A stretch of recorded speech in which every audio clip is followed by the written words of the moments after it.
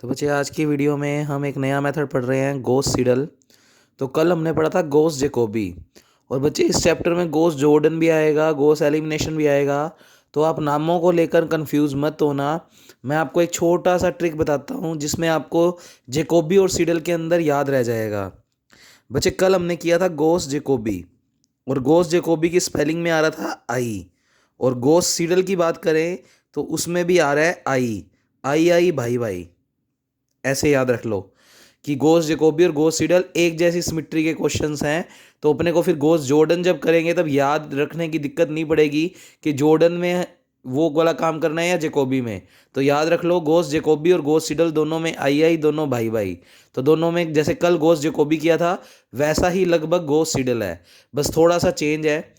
और गोस जैकोबी और सीडल में फ़र्क क्या है बच्चे? गोस सीडल से जो क्वेश्चन करोगे उसमें नंबर ऑफ इटरेशंस कम हो जाएंगी।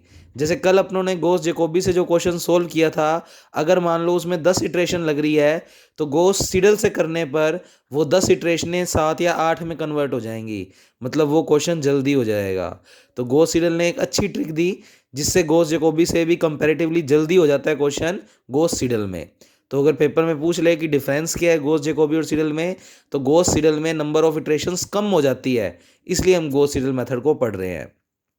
देखो इस पूरे चैप्टर में ही हमें नॉन होमोजीनियस इक्वेशन देखने को मिलेगी और उनको सोल्व करने के लिए अलग अलग नाम से। तो पेपर में जिस नाम से कहेगा वो वाला मेथड आपको लगाना पड़ेगा। तो आपको मेथड सारे ही करने पड़ेंगे। तो अब इसका ये जो साइड में लिखा हुआ है ये आप अपनी कॉपी में नोट कर लेना। ये गोस सीडल को कैलकुलेटर में चलाने की ट्रिक है। बाकी अपने वीडियो में देख ही रहे हैं तो अपने को समझ आ ही जाएगा। फिर भी इनको शब्दों में लिखा हुआ है, अगर आपको लिखना है तो आप लिख सकते हैं। अब इसमें भी वही प्रोसेस, आपको जो नॉन होमोजीनियस इक्वेशन दे रखी होगी बच्चे उनको अरेंज करना है। पहले एक्स का कोफिशिएंट हाईएस्ट जिसमें होगा उसको फर्स्ट नंबर पे, जिसमें वाई का होगा उसको सेकंड पे, और जिसमें जेड का होगा उसको थर्ड पे। ये मान लो अरेंज है। तो पहले वाले से एक्स की वैल्यू निकालेंगे तो ये दोनों स्टेप उधर जाकर माइनस के A11 अपॉन में चला जाएगा, बिल्कुल कल वाला काम। फिर ऐसे ही दूसरी वाली इक्वेशन से वाई की वैल्यू और तीसरी वाली इक्वेशन से जेड की वैल्यू। अब फ़र्क क्या है बच्चे? जो हम ऊपर वो जे जे लगाते थे या J+1 लगाते थे उनमें फ़र्क है। देखो इधर सबसे पहले x के इधर तो J+1 और y के ऊपर j और z के ऊपर j, यानी इतना काम तो जैकोबी में भी कल सेम किया था। पर अब जो सेकंड y वाली इक्वेशन है उसमें यहाँ पर तो J+1 और यहाँ पर देखो कौन कौन सा वेरिएबल आ रहा है, x आ रहा है और z आ रहा है। ऊपर से x निकल चुका होगा इस इक्वेशन से, तो x की पावर क्या निकल चुकी है? J+1। तो यहाँ पर अब की बार वो वैल्यू पुट कर देंगे तो x की वैल्यू J+1 और z अभी तक नहीं निकला तो z के ऊपर j। तो बच्चे मेजर फ़र्क गोस जैकोबी और सीडल में यही है। गोस जैकोबी वाला भाई साहब तो क्या करता था, इधर भी j और j ही लिखता था और इधर भी j और j। पर इसने कहा कि जो पहले वाले से वैल्यू निकाल चुके हो वो उठाकर इसमें रख दो। तो बच्चे यहाँ पर तो x की वैल्यू निकल चुकी है तो J+1 रख दी, z अभी भी नहीं निकला तो उसके ऊपर j। फिर यहाँ से जब z का मान निकालेंगे तो ये कुछ आएगा। अब z के ऊपर तो J+1 और यहाँ पर वेरिएबल आ रहे हैं x और y। कल हमने यहाँ पर लिखा था j और j, आज ये दोनों निकल चुके हैं, कल भी निकल चुके थे पर जैकोबी नहीं रखता था, पर सीडल ने कहा जो निकल चुके हैं उनको रख दो। तो x की J+1 और y की J+1। तो ये फॉर्मेशन रहेगी बच्चे गोस सीडल की। यानी और आपको खुद को दिख रहा है कि नंबर ऑफ इटरेशंस कम क्यों हो जाएंगी, क्योंकि बच्चे जब वो पहले वाली ही वैल्यू जस्ट निकलते ही रख देगा तो ऑब्वियस बात है कि इटरेशंस कम होने लग जाएंगी। क्योंकि कल जब हम जैकोबी कर रहे थे तब तो यहाँ पर जे जे जे जे लिखते थे, तो इसका मतलब जब नेक्स्ट इटरेशन करते थे तो पहली वाली इटरेशन का यूज़ होता था। पर ये तो पहली इक्वेशन से ही जो वैल्यू आ रही है वो इसमें, और जो इन दोनों से आ रही है वो तीसरी में, तो वो तो इन्हीं इक्वेशनों में हाथों हाथ वैल्यूज़ रखता जा रहा है। तो ऑब्वियस बात है नंबर ऑफ इटरेशंस क्या हो जाएंगी? कम। और याद रखने की टेक्निक सिखाई दी, जैकोबी में भी आई सीडल में भी आई, तो दोनों में प्रोसेस जो है वो एक जैसा सा है।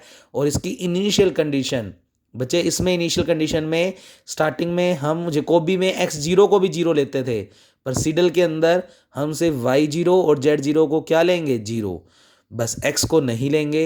अब पेपर में हो सकता है इनिशियल कंडीशन में y0 z0 कुछ देकर दे तो वो देगा, वो वाली वैल्यू रख लेंगे, और अगर कुछ नहीं देगा तो y0 और z0 को हम कितना ले लेंगे? जीरो। जैकोबी में x0 को भी जीरो लेते थे पर उसमें ये लेना ही नहीं है। क्यों? क्योंकि जब हम y वाली इक्वेशन पुट करेंगे तो उसमें हम x की वैल्यू तो जो निकल चुकी होगी वो रखेंगे, इसलिए उसने इनिशियल कंडीशन में x को इंक्लूड नहीं किया। अब जैसे मान लो ये क्वेश्चन हम सीडल से कर रहे हैं। अब सीडल से कर रहे हैं तो बच्चे सबसे पहले देखो एक्स का कोफिशिएंट हाईएस्ट इसमें ही है तो पहले नंबर पे, वाई का कोफिशिएंट अब इन दोनों में देखो तो इसमें हाईएस्ट है, और जेड का ऑब्वियस बात फिर इसमें हो जाएगा। तो यहाँ से निकालोगे एक्स का मान, यहाँ से वाई का, और यहाँ से जेड का। तो एक्स का मान निकालेंगे तो ये दोनों स्टेप उधर जाकर निशान चेंज हो जाएंगे, और 20 जो है वो अपोन में चला जाएगा। ये जे तो बाद में देखेंगे। इससे वाई की वैल्यू निकाल लोगे और इससे जेड की वैल्यू। तो कल वाला प्रोसेस है, इतना काम तो आपको आना चाहिए। इस तरफ तो लगाएंगे j+1, इधर ऊपर वाली पहली इक्वेशन में तो जे ही। अब क्योंकि x तो निकल चुका है तो यहाँ पर x के ऊपर तो j+1, z अभी भी नहीं निकला तो j। अब x भी निकल चुका है, y भी, तो यहाँ पर j+1 और j+1। इनिशियल कंडीशन में y0 z0 को क्या लेकर चलोगे, 0। अब कैलकुलेटर में हमें ये 3 इक्वेशन पुट करनी है। कल भी कैलकुलेटर में जब ये 3 इक्वेशन पुट की थी तो एक्स वाई जेड को ए बी सी से रिप्लेस किया था। नंबर दूसरा, इन पावर्स का मतलब सिर्फ मेथड में लिखने के लिए है, अदरवाइज कैलकुलेटर में हमने कोई ये जे या j+1 नहीं लिखा था। तो हम सीधा तीनों इक्वेशनें पुट करते हैं। तो कल अगर आपने प्रैक्टिस की है तो आज आपको कैलकुलेटर देखने की जरूरत नहीं है। तो मैं पुट कर रहा हूँ बच्चे इक्वेशन। तो सबसे पहली इक्वेशन पुट कर रहा हूँ, तो अल्फ़ा दबाकर एक्स की जगह हम ले रहे हैं ए, फिर अल्फ़ा दबाकर इक्वल, उसके बाद बच्चे 1/20, तो उसके लिए ये ब्रैकेट यूज़ करते हैं।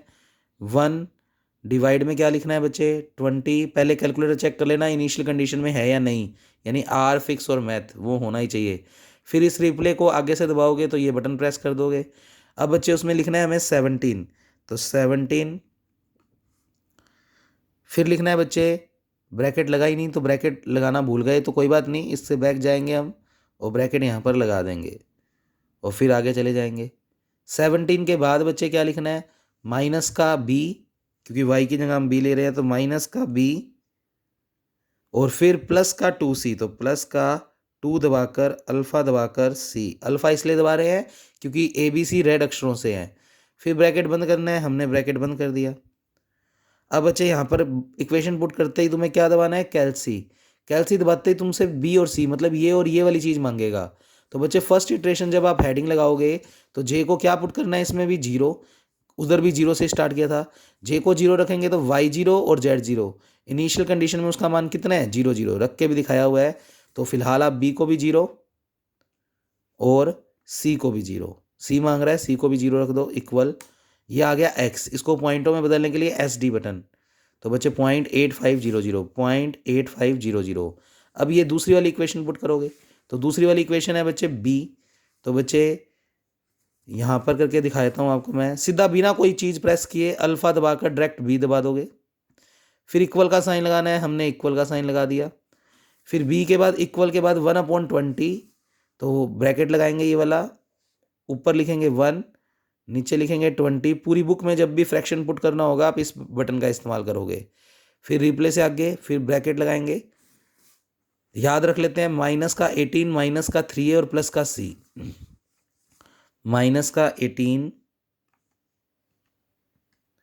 फिर माइनस का 3a और प्लस का c, तो माइनस का 3a प्लस का c, और लगा दोगे बच्चे ब्रैकेट बंद।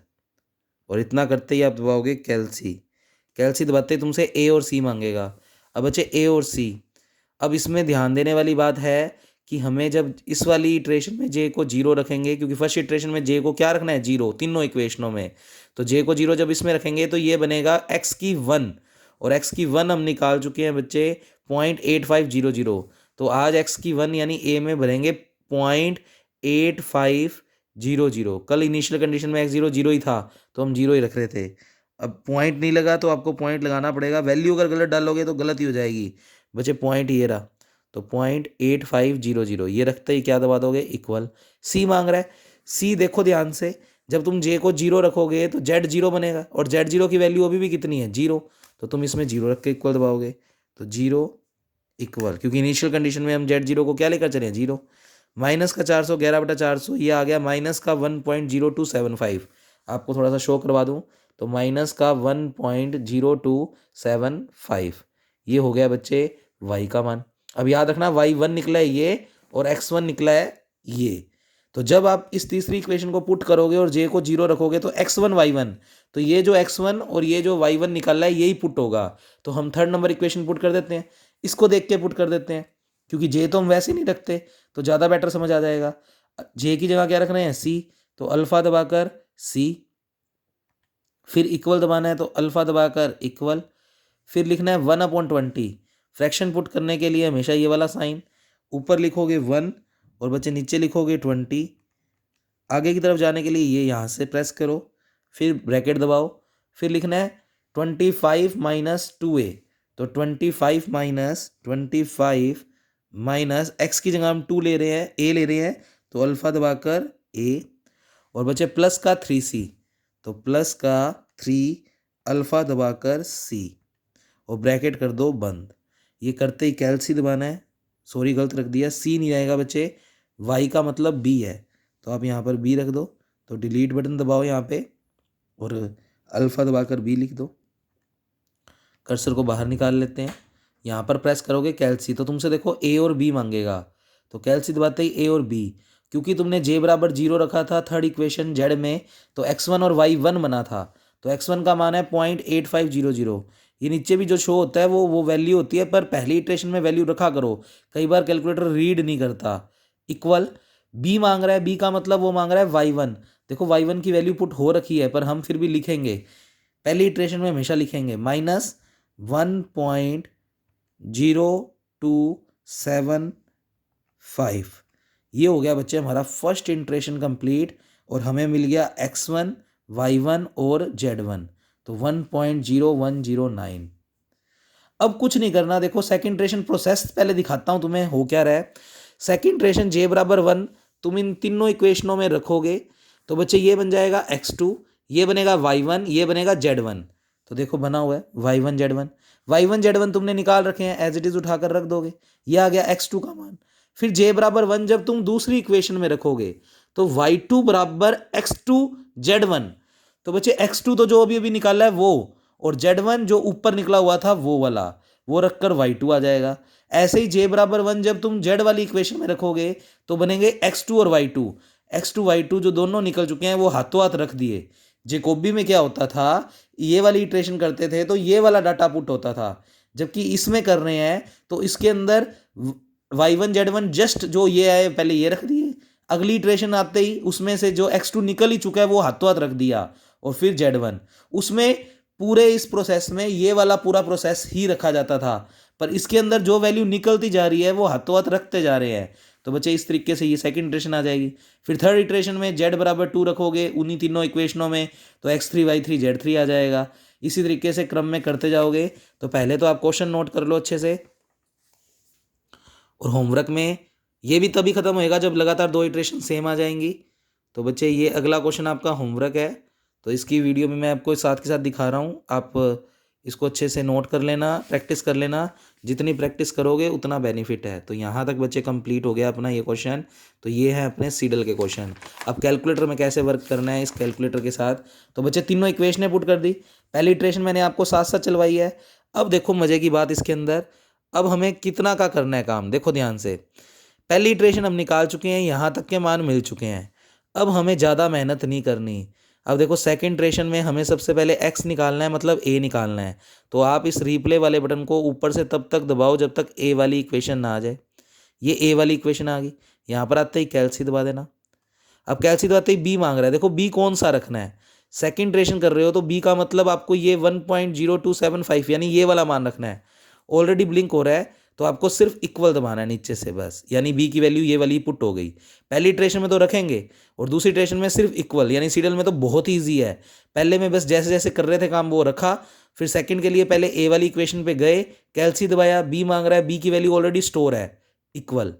फिर आ रहा है c का मान देख लो 1.0109 ही रखना है, ऑलरेडी आया हुआ है इक्वल। ये आपके पास a की वैल्यू तैयार होकर आ गई, देखो 1.0025। अब हमें y यानी b निकालना है, तो आप इसको बटन को ऊपर से प्रेस करो, b पे जाओ, कैल्सी दबाओ, a मांग रहा है, a ऑलरेडी जो हमें पुट करना है देखो 1.0025, तो सीधा इक्वल का बटन दबाएंगे। c मांग रहा है, c भी हमें ये देखो 1.0109 ही रखना है, तो सीधा इक्वल का बटन दबाओगे, यानी सेकंड इटरेशन में हमें सिर्फ उस इक्वेशन पे जाके कैल्सी दबा के इक्वल। तो बच्चे देख लो माइनस का 0.9998, तो माइनस का 0.9998। अब जेड वाली जाना है तो हमें बस सीधा जेड पे जाओ, सी पे गए, कैलसी दबाया और सारी वैल्यू रखी हुई है, बस कुछ देखने की जरूरत नहीं है। इक्वल इक्वल, ये आ गया जी सी का मान 0.998, 0.998।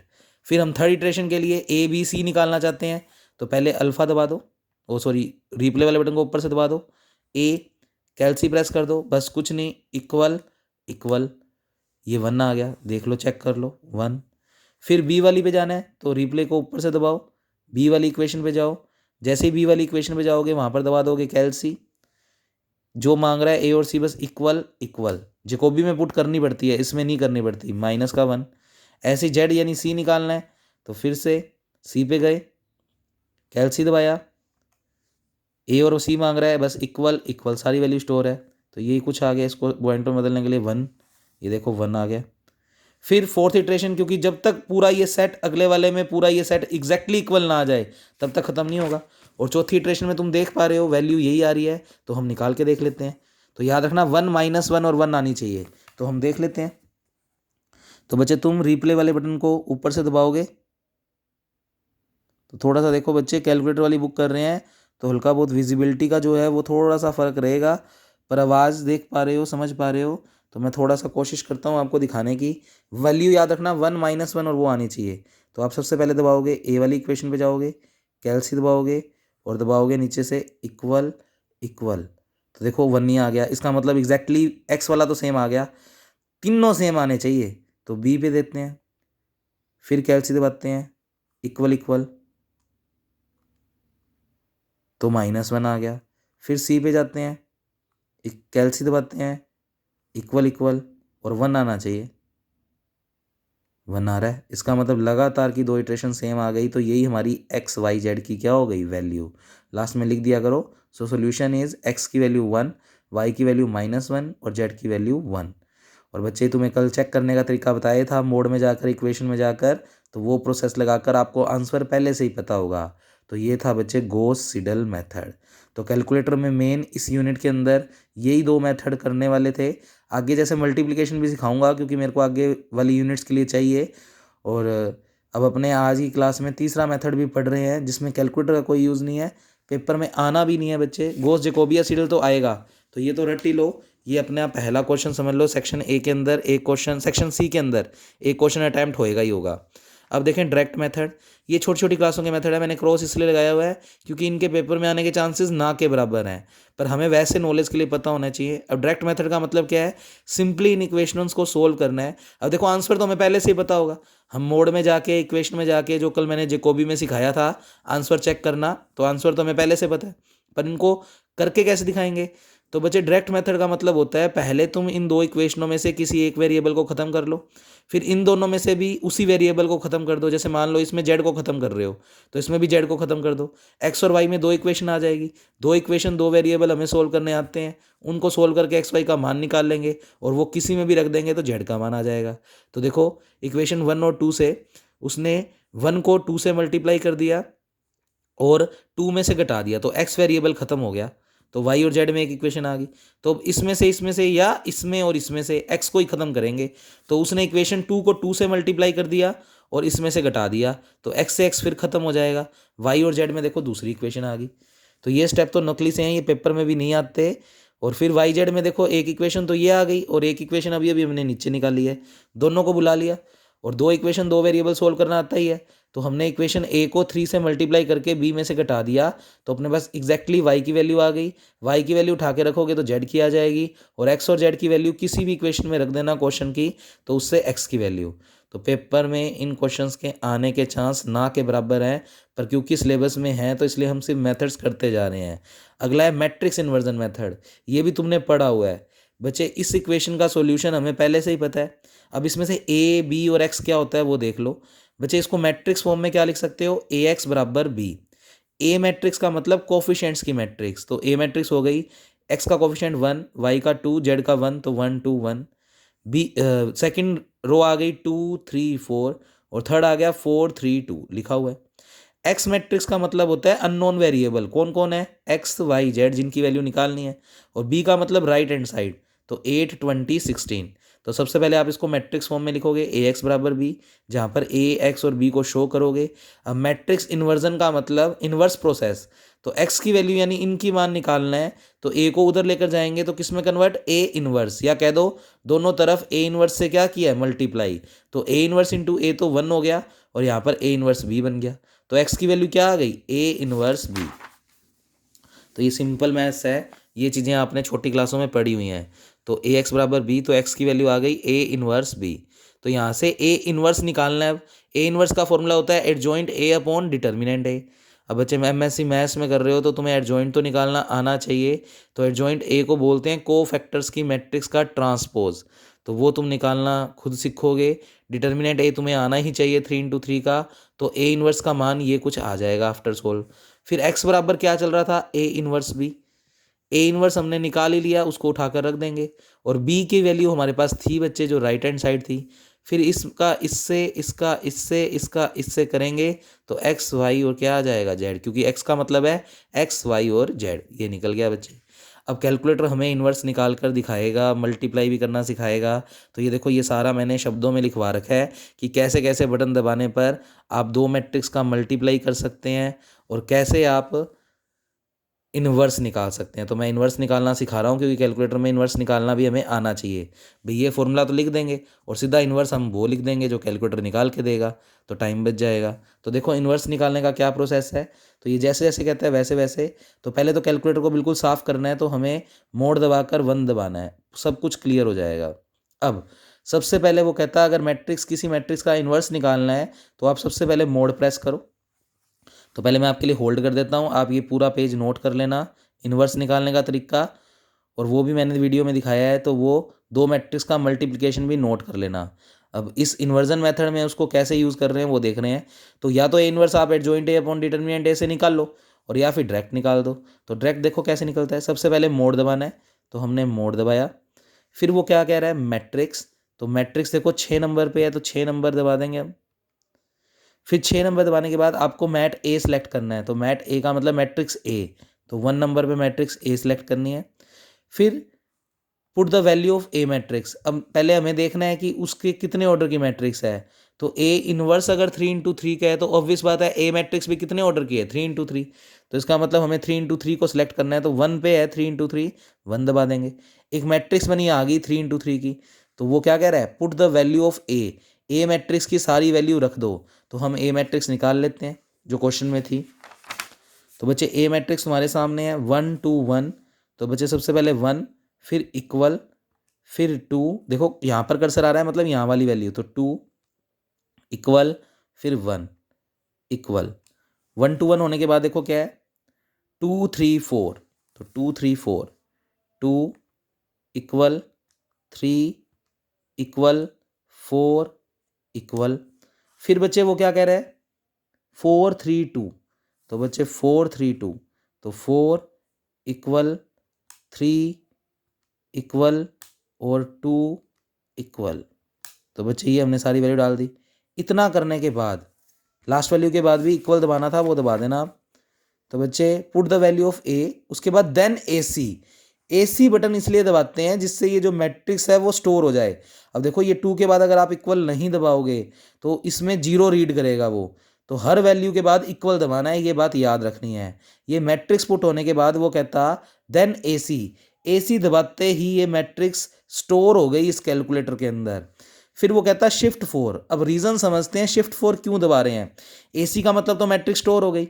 बच्चे शिफ्ट दबाकर 4 इसलिए दबा रहे हैं, कैलकुलेटर आपके हाथ में होगा तो आपको क्लियरली दिखेगा शिफ्ट येलो अक्षरों से है और 4 के ऊपर मैट्रिक्स भी येलो अक्षरों से है। और मैंने कहा था येलो वाले फीचर्स तभी काम करेंगे जब शिफ्ट दबाकर यूज़ करोगे। तो इसलिए हम शिफ्ट दबाकर इस 4 को दबा रहे हैं जिससे मैट्रिक्स वाला ऑप्शन काम में आए। अब वो कहता है शिफ्ट 4 के बाद मैट ए। बच्चे मैट ए देखो कितने नंबर पे है, हमने मैट्रिक्स ए पुट की हुई है ना, 3 नंबर पे है, तो 3 नंबर दबा देंगे सीधा। मैट ए आ गया। वो कह रहा है simply press inverse button. Inverse button देखो बच्चे ये रहा, सेट मोड के नीचे जस्ट इनवर्स लिखा हुआ है और इस अक्षरों पे ही लिखा हुआ है, तो इसका मतलब सीधा ही दबाना है, कोई शिफ्ट का यूज़ नहीं करना। शिफ्ट का यूज़ करोगे तो फैक्टोरियल यूज़ होगा, पर ये तो हमें एक्स इन्वर्स यूज़ करना है, तो इसके ऊपर इन्वर्स लगाना है, क्योंकि हम ए इन्वर्स निकाल रहे हैं, तो मैट ए का इन्वर्स, तो ये सीधा इन्वर्स लगा दिया। और फिर वो कहता देन इक्वल, इक्वल बच्चे सिंपल वाला इक्वल दबाना है, और ये आपके पास देखो इन्वर्स मैट्रिक्स तैयार होकर आ गई। अब इसको पढ़ते कैसे हैं, देखो पॉइंटों में पढ़ना है तो माइनस का 0.5, और नहीं तो ये जो ये वाला सिंबल लगा हुआ है, मैं थोड़ा सा लिख के बताता हूँ। नीचे तुम्हें वैल्यू देखो रीड हो रही है -1, ये वाला साइन, और 2, ये डिवाइड का साइन है, तो इसको पढ़ते हैं -1/2। तो चेक कर लो, पहली वैल्यू -1/2 है। अब दूसरी वैल्यू अगर पढ़नी है तो इस रिप्ले को पहले इधर लेकर आओगे, या तो पॉइंटों में पढ़ लो या नीचे वाली, तो -1/12, तो -1/12। इस तरीके से आप ये 9 की 9 वैल्यूज़ एक एक करके रीड करते जाओगे, तो ये हमारा आ गया ए इनवर्स। तो बच्चे ये तरीका था ए इनवर्स निकालने का। अब दो मैट्रिक्स का मल्टीप्लिकेशन भी सीख लेते हैं, जैसे जिनको ये मल्टीप्लाई करना भी औखा लगता है, वो फिर इस प्रोसेस से मैट्रिक्स मल्टीप्लिकेशन कर सकते हैं। तो मैट्रिक्स मल्टीप्लिकेशन को भी मैं होल्ड करके रख रहा हूँ, आप इसको अच्छे से नोट कर लो। तो यहाँ तक मैट्रिक्स मल्टीप्लिकेशन का प्रोसेस खत्म हो रहा है। तो हम देखते हैं मैट्रिक्स मल्टीप्लिकेशन कैसे करते हैं। तो सबसे पहले तो पूरा कैलकुलेटर वापस क्लियर कर देते हैं। तो ये इन्वर्स निकालने का तरीका बता दिया। अब मोड दबा कर प्रैक्टिस करनी है तुम्हें, ये एक बार औखा लगेगा, बाद में इसको जैसे जैसे 4-5 क्वेश्चनों में इम्प्लाई करोगे ये सब कुछ ईजी लगेगा। मोड दबा दो और 1 नंबर दबाकर सारा क्लियर कर दो। अब बच्चे हमें क्या काम करना है, सबसे पहले हमें दो मैट्रिक्स का मल्टीप्लिकेशन, तो वो कहता पहले मोड दबाओ, तो हमने बच्चे मोड दबाया। तो थोड़ी सी क्लियरिटी के लिए मैं काम करता हूँ आपके लिए। तो बच्चे सबसे पहले हमें दबाना है मोड, हमने मोड दबाया जैसे जैसे कह रहा है। फिर 6 नंबर पे मैट्रिक्स, तो 6 नंबर पे बच्चे मैट्रिक्स, देख लो 6 नंबर पे है मैट्रिक्स, तो 6 दबाएंगे। तो रटने की भी जरूरत नहीं है, सिंपल सी बात है, पहले मोड पे मैट्रिक्स ऑप्शन को चुनेंगे, चुन लिया। फिर हमें मैट ए पुट करनी है, क्योंकि देखो दो मैट्रिक्स का मल्टीप्लिकेशन है, तो मैट ए और मैट बी दो चीज़ें चाहिएगी। तो मैट ए को पहले सेलेक्ट कर लो 1 नंबर पे। फिर वो कहता है पुट द वैल्यू ऑफ ए। अब ए वैल्यूज़ क्या हैं बच्चे, पहले तो उसकी डायमेंशन। बच्चे ए मैट्रिक्स, मान लो हम यही दो मल्टीप्लाई कर रहे हैं, ये दो मैट्रिक्स हैं, इनका मल्टीप्लाई सीख रहे हैं, तो ये हमारा ए इनवर्स है, मतलब ए है। अब ये हमारे लिए ए है और ये हमारे लिए बी है, और इनका सिंपली मल्टीप्लाई करना सीख रहे हैं। तो ए मैट्रिक्स कितने ऑर्डर की है, 3 × 3, तो आपने बच्चे 3 × 3 वाला लेना है, तो 1 नंबर पे है, तो 1 दबा देंगे।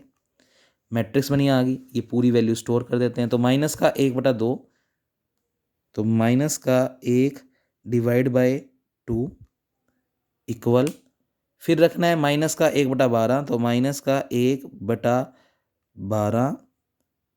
वैल्यू अगर आप गलत लिखोगे देख लिया करो, जो पुट कर रहे हो वो सही पुट कर रहे हो क्या, 5/12, तो 5/12 इक्वल। उसके बाद है बच्चे 1, तो ये पूरी ए मैट्रिक्स मतलब ए इनवर्स पुट कर रहे हैं हम, कहने का मतलब 1, क्योंकि हम तो दो मैट्रिक्स का मल्टीप्लाई सीख रहे हैं, वैल्यूज़ कुछ भी हो सकती हैं। -1/6,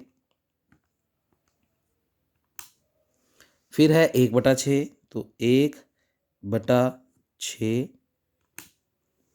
फिर रखना है -1/2, तो -1/2, फिर है 5/12, तो 5/12,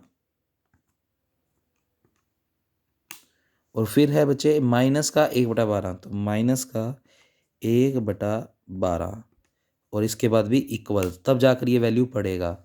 बच्चे ये सारी मैट्रिक्स पुट कर दी, आगे पढ़ो। Put the value of A then press A C. याद रखना मैट्रिक्स पूरी पुट करने के बाद ए सी दबाना ही दबाना है, जिससे मैट्रिक्स स्टोर हो जाएगी। ए सी दबाते ही मैट्रिक्स स्टोर हो गई। फिर वो कहता है शिफ्ट 4, पहले हमने इन्वर्स निकालते वक्त भी लगभग यही प्रोसेस किया था, तो शिफ्ट दबाकर 4 इसलिए दबा रहे हैं क्योंकि 4 के ऊपर मैट्रिक्स लिखा हुआ है। ये आते ही जल्दबाजी नहीं करनी, आराम से पढ़ते जाओ। 1 नंबर पे डायमेंशन, तो आपको 1 नंबर पे क्या दिख रहा है बच्चे, डायमेंशन। अब की बार 1 नंबर पे डायमेंशन दबाना है। फिर 2 नंबर पे क्या लिखा हुआ है बच्चे, मैट बी, तो बच्चे 2 नंबर पे मैट बी, देखो ए का काम तो हो गया। अब डायमेंशन ली, सेकंड नंबर पे मैट बी को दबाएंगे, तो वो मैट बी की डायमेंशन पूछेगा। बी मैट्रिक्स हम ये वाली पुट कर रहे हैं बच्चे, इसमें 3 रो हैं और 1 कॉलम, तो 3 × 1, 3 × 1 चेक करो कितने पे है, 3 पे, तो 3 पे हम दबा देंगे। एक मैट्रिक्स बनी आ गई उसने ऑर्डर की। 8, 20 और 16 रखना है, तो 8 इक्वल 20 इक्वल और 16। आज घर पे कोई भी दो मैट्रिक्स का मल्टीप्लाई करके देखना इसी प्रोसेस से, नोट्स में तुम्हारे पास जा चुका है प्रोसेस, तो वो देखते रहना। यहाँ तक करने के बाद इक्वल दबा दिया 16 के बाद भी, और वो पुट करने के बाद देखो value of P, then press A C button press कर देंगे क्योंकि बी मैट्रिक्स भी तो स्टोर करनी है, तो ए सी दबाकर बी मैट्रिक्स भी स्टोर हो गई। अब वो कहता है शिफ्ट 4, तो शिफ्ट 4। अब देखो अगले पेज पे चले गए हम। वो कह रहा है अब आपको दो मैट्रिक्स को ऐड करना है तो ऐड, मल्टीप्लाई करना है तो मल्टीप्लाई। तो सबसे पहले तो लिखना है मैट ए, क्योंकि मैट ए का मैट बी से क्या कर रहे हैं, मल्टीप्लाई। तो 3 नंबर पे है मैट ए। फिर वो कहता है इनमें से जो भी निशान तुम्हें मतलब प्लस करना है तो प्लस, डिवाइड करना है मैट्रिक्स को तो डिवाइड, मल्टीप्लाई करना है तो मल्टीप्लाई। हमें मल्टीप्लाई करना है तो सिंपल मल्टीप्लाई। किससे करना है, मैट बी से, तो शिफ्ट दबाकर फिर से 4, नाम वहीं से आएगा। मैट बी देखो 4 नंबर पे है तो 4 नंबर पे दबा देंगे, ये मैट बी लिखा गया। और फिर सिंपली इक्वल दबा दोगे, दो मैट्रिक्स का मल्टीप्लिकेशन आ जाएगा। और अब मैं चेक करवाता हूँ तुम्हें, बच्चे आंसर आना चाहिए 1 2 और 3। तो देखो 1 आ रहा है, अपनों ने कोई डाटा गलत पुट किया होगा, बिल्कुल गलत पुट किया होगा। अब गलती तो नहीं पता लगेगी बच्चे, देख लो सीक्वेंस 3 ही वैल्यूज़ आ रही हैं, तो 3 वैल्यूज़ आ रही हैं।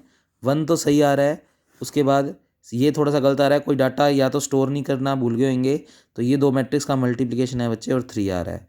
तो इस प्रोसेस से आप दो मैट्रिक्स का मल्टीप्लिकेशन कर सकते हो। क्योंकि वीडियोज़ में मैंने मोबाइल को भी हाथ में पकड़ रखा है बच्चे, तो हो सकता है रैंडमली कोई डाटा हमसे गलत पुट हो गया होगा, पर प्रोसेस सीख गए होगे। तो ये प्रोसेस से आप आज कोई भी दो मैट्रिक्स का मल्टीप्लाई कर सकते हो। ज़रूरी नहीं है इसी ऑर्डर की होनी चाहिए, 3 into 3 और ये भी 3 into 3 हो तो डायमेंशन में 3 into 3 चुन लेना, बी वाली मैट्रिक्स भी। तो ये प्रोसेस रहेगा बच्चे आपका दो मैट्रिक्स का मल्टीप्लिकेशन का।